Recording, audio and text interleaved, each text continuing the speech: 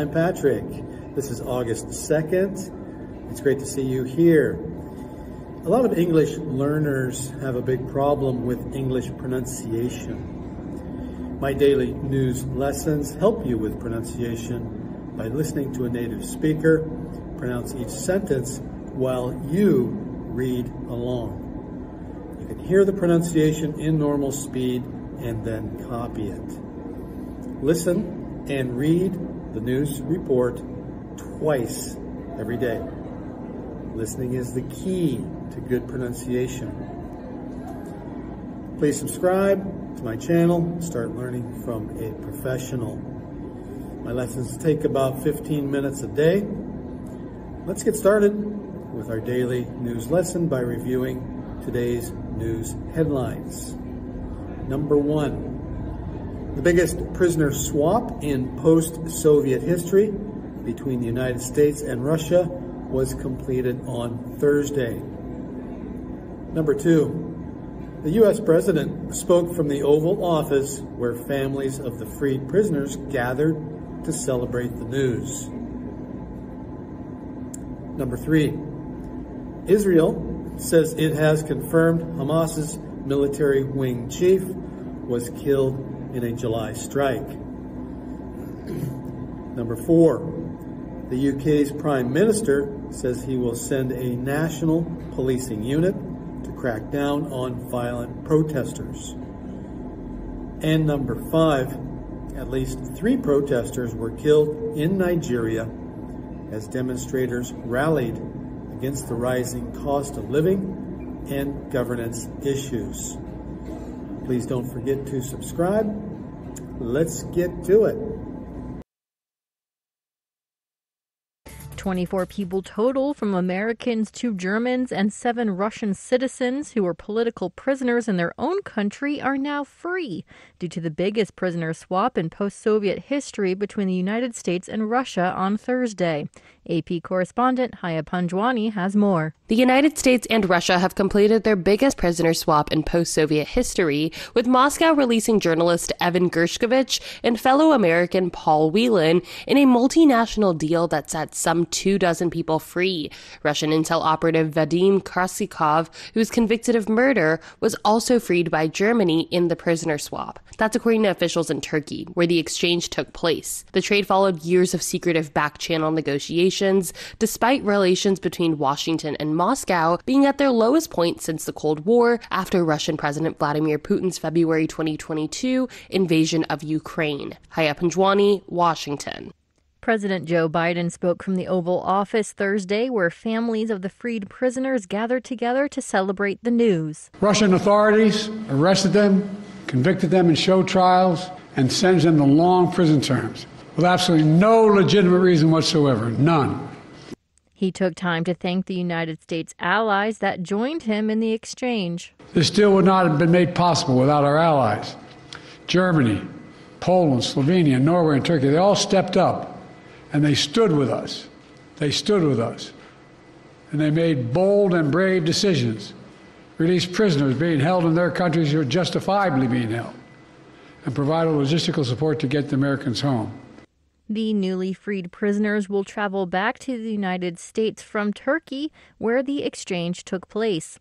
For expanded coverage, go to voanews.com. This is VOA News. Israel says it has confirmed Hamas military wing chief Mohammed Deif was killed in a July strike. AP correspondent Charles De Ledesma reports. Israel targeted Deif in a July 13 strike that hit a compound on the outskirts of the southern Gaza city of Khan Yunis, but there had been no immediate confirmation Deif was killed. More than 90 other people, including displaced civilians in nearby tents, were killed in the strike, Gaza health officials said at the time. In a statement on Thursday, the Israeli military said that following an intelligence assessment, it can be confirmed that Mohammed Deif was eliminated in this strike. I'm Charles De Ledesma.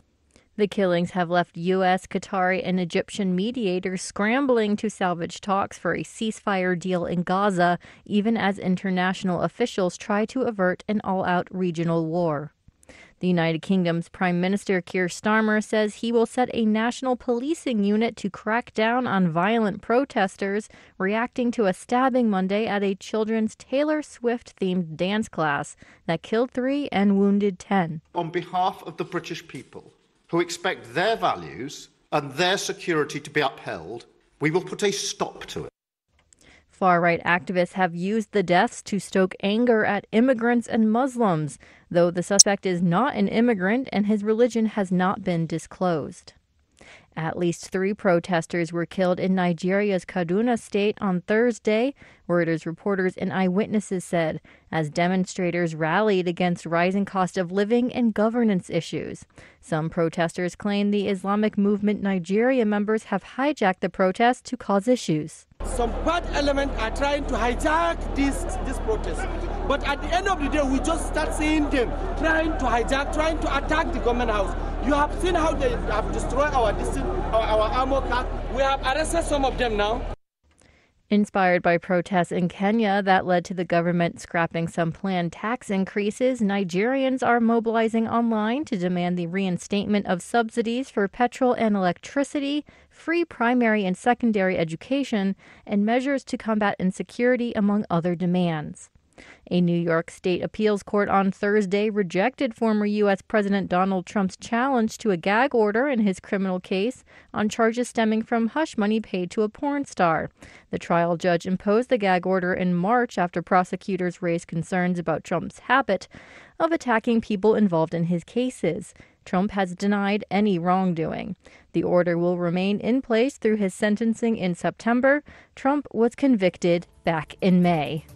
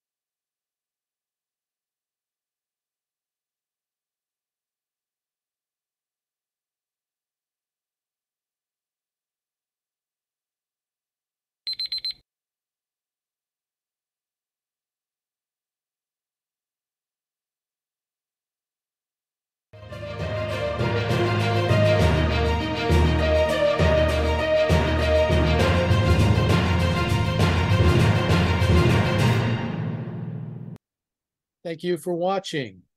Can you do me a favor? Please leave a comment in the comment section below.